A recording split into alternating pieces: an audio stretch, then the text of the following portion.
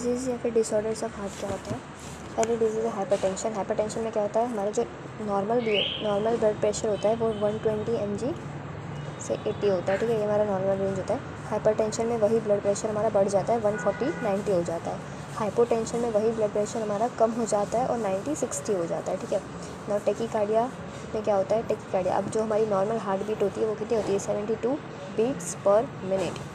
जबकि टेकीकार्डिया में क्या होता है, टेकीकार्डिया में हार्ट बीट हमारी बहुत ज़्यादा फास्ट हो जाती है, ठीक है। जैसे टेकीकार्डिया में क्या होता है, हार्ट बीट हमारी बहुत फास्ट हो जाती है, अबव 100 बीट्स पर मिनट चली जाती है।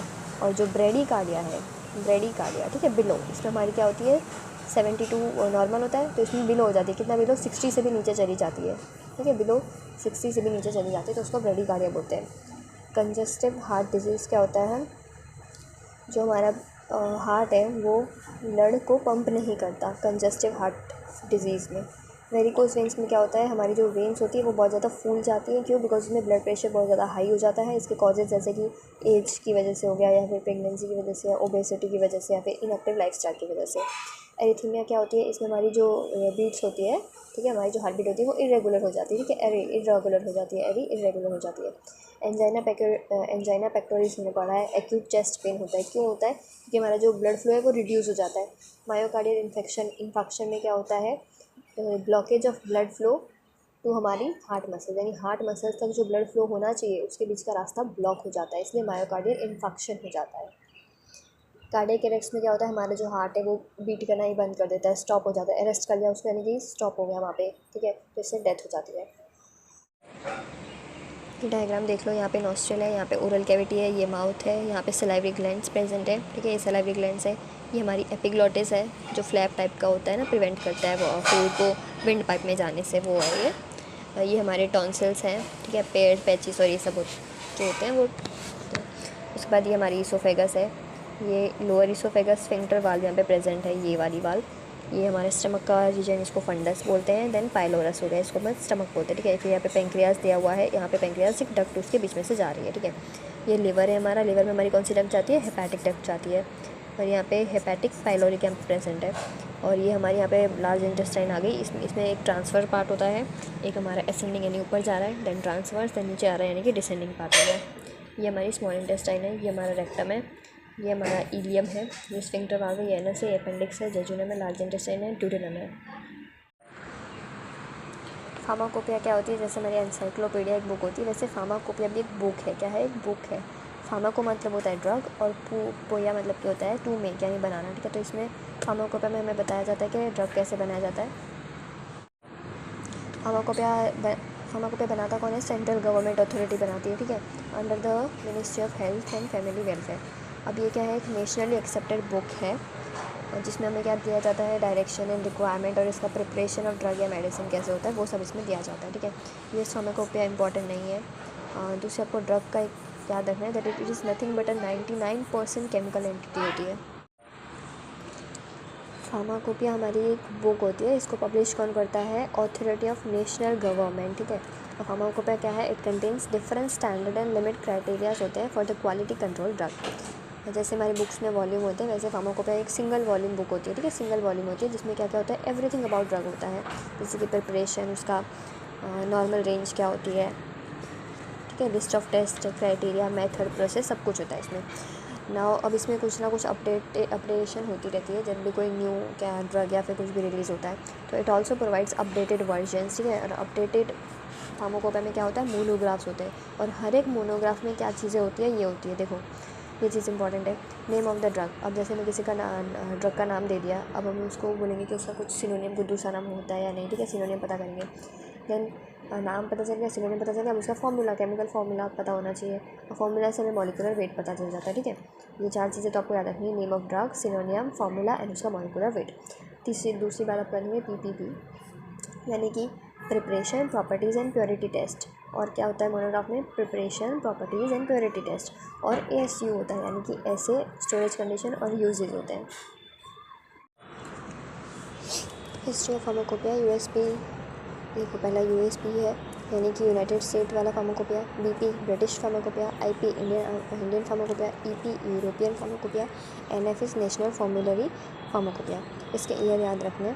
USP जो था वो 1820 में, जैसे USP वाले 1920 जो मूवी थी वो नहीं देखते, वो कौन सी देखते हैं 1820। और NF is the national formulary, तो हमारे घर के जितने भी नेशनल फॉर्मुलरी के रूल्स होते हैं मेरे पापा लेते हैं। एंड मेरे पापा की बर्थ डेट 1984 में है, तो जिसको मैंने ऐसे याद रखा है, ठीक है 1984। अब इसके ऊपर वाली दो आपको ऐसे याद रखनी है 1960, 1955, और उसके ऊपर वाली इससे 1864। अब ये कैसे याद रहेगा, दैट इज़ UBIEN, ठीक है UBIEN। और इसका 1920 नहीं 1820, इसका 1984, 1960, 1955 और इसका 1864। रॉ मटेरियल को अपन क्रूड ड्रग बोलते हैं। ड्रग क्या होता है, 99% केमिकल क्वांटिटी होता है। उसका डोजेज फॉर्मुलेशन कैसा होता है वो, और उसके बाद उसकी पैकेजिंग करी जाती है।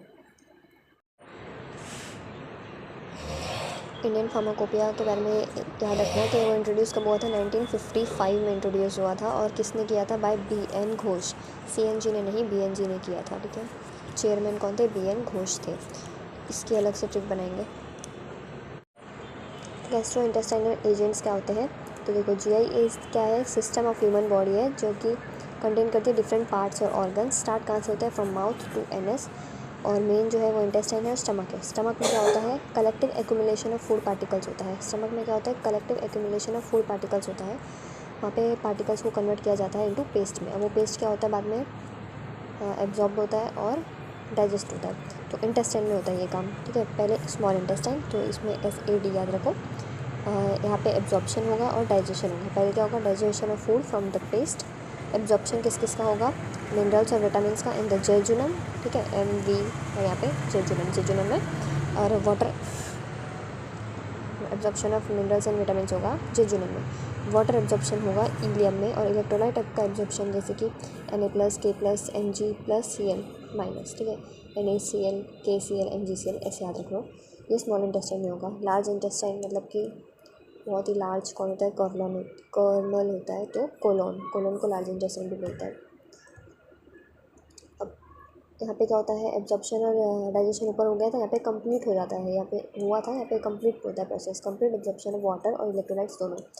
और ये क्या करता है, मेजर कॉजेज़ जैसे कि या तो मेजर या माइनर इश्यूज जो होते हैं कभी कभी, उसको क्या बोलते हैं, डिजीज़, डिसऑर्डर या फिर डेफिशिएंसी।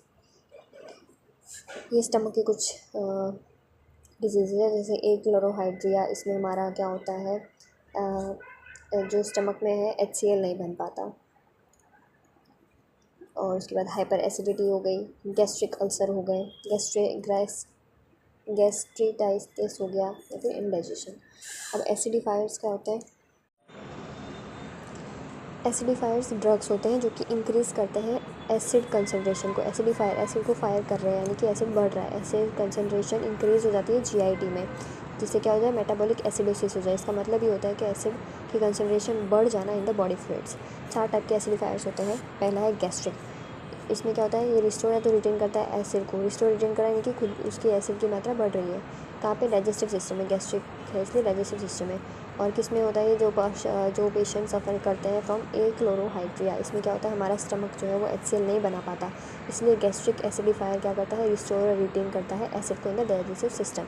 और ये एक्लोरोहाइड्रिया किसकी वजह से होता है, ड्यू टू हिस्टामाइन सिक्रेशन की वजह से, अल्कोहल ज़्यादा ले लिया, या फिर ट्यूबरक्लोसिस या फिर हाइपरथायरॉयडिज्म की वजह से होता है। यूरिनरी में क्या होता है, retain acid in urine for the treatment of UTI क्या होता है, यूरिनरी ट्रैक्ट इन्फेक्शंस। सिस्टमिक में क्या होता है, causes neutralization of alkaline. Acidifiers acid बढ़ाते हैं तो क्या कहते हैं, कॉजेज न्यूट्रलाइजेशन, न्यूट्रलाइज कर देते हैं of alkaline substances in the plasma fluid. Systemic मतलब भी हर्ट होता है तो plasma of blood, sorry, in patients suffering from systemic alkalosis. Acids क्या करते हैं, मेंटेन करते हैं अमीनो एसिड की सिक्वेंसिंग एंड बैलेंसिंग को।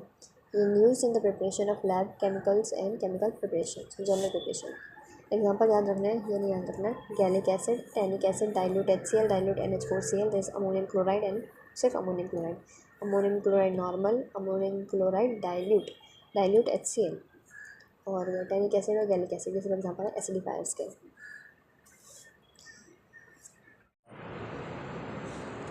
NH4Cl क्या होता है, अमोनियम क्लोराइड। अमोनिया मतलब कि NH3 क्लोराइड, ठीक है, तो ये अमोनियम क्लोराइड, इसको NH4 बोलते हैं, NH4Cl, अमोनियम क्लोराइड। फॉर्मूला इसका याद रखना है, मॉलिक्यूलर वेट आप कैलकुलेट कर लोगे तो 53.5 समथिंग आ जाएगा। इसको क्या बोलते हैं, अमोनियम क्लोराइड। इसका सिनोनियम और क्या होता है, साल अमोनियक हो गया, साल्मियक हो गया, ये सब। प्रिपरेशन इसकी कमर्शियल लेबोरेटरी दोनों होती है। कमर्शियल प्रिपरेशन में क्या करते हैं बेसिकली, हमें देखो NH4Cl बनाना है, ठीक है। बनाना कैसे, अमोनियम क्लोराइड है तो अमोनिया की ज़रूरत पड़ेगी इसमें, तो अमोनियम यानी NH3 अमोनिया की ज़रूरत पड़ेगी। अब देखो NH3 में क्या हमको ऐड करना है कि हमें NH4Cl मिल जाए, तो एक H की कमी है तो एक H जोड़ेंगे, और एक Cl की कमी तो HCl। तो इसमें क्या होता है, NH3 प्लस HCl जोड़ते हैं तो हमें क्या मिल जाता है, NH4Cl मिल जाता है।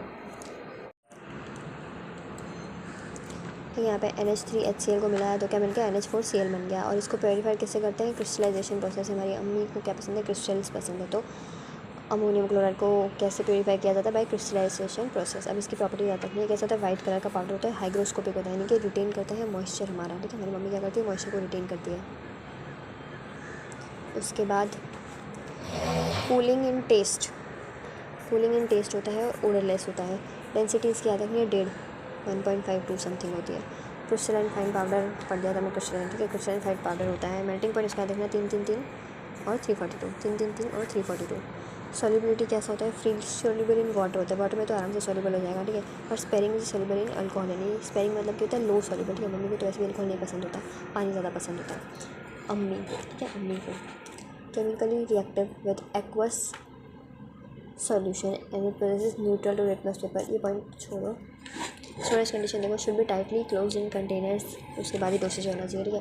अब कितना चाहिए, 1.5 तो हमने यूज़ कर लिया था, तो 1.5 के आसपास होता है। 1 और 2, ठीक है। 1-2 ग्राम आपको यूज़ करना चाहिए दिन में 4 बार, 4 टाइम्स अ डे, ठीक है। यूजेस की बात करेंगे तो to maintain acid base concentration. अब ये है तो एक एसिडिफायर, तो एसिड बेस कंसंट्रेशन को मेंटेन करेगा, एसिड कंसंट्रेशन को मेंटेन करेगा स्टमक में, और used as a excipient in case of bronchitis, यानी कि इन्फ्लेमेशन ऑफ ब्रोंक्यूल्स।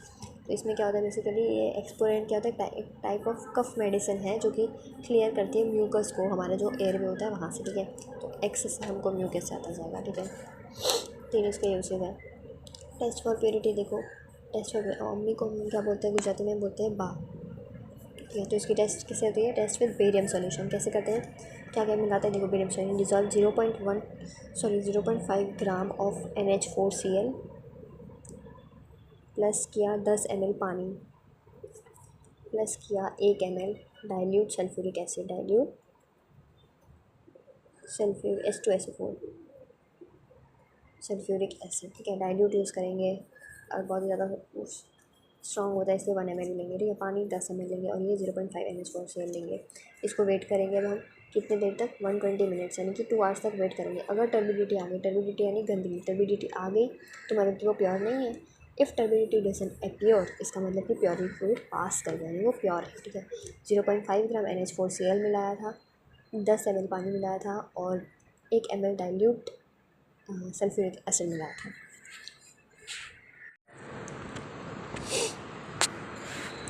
एंटा एसिड के 2 पॉइंट्स बाकी है। देखो ये क्या होते हैं, ड्रग्स होते हैं which are alkaline substance. Antacid के थोड़ा एंटी में जा रहे तो एल्कालाइन ही होंगे सब्सटेंसेस। क्यों यूज़ होते हैं, ताकि न्यूट्रलाइज कर पाइए excessive acid in the digestive system को, ठीक है। और एंटा एसिड क्या करता है, causes reduction in acid secretion. Antacid के उल्टा काम करे तो रिडक्शन इन एसिड सिक्रेशन करेंगे।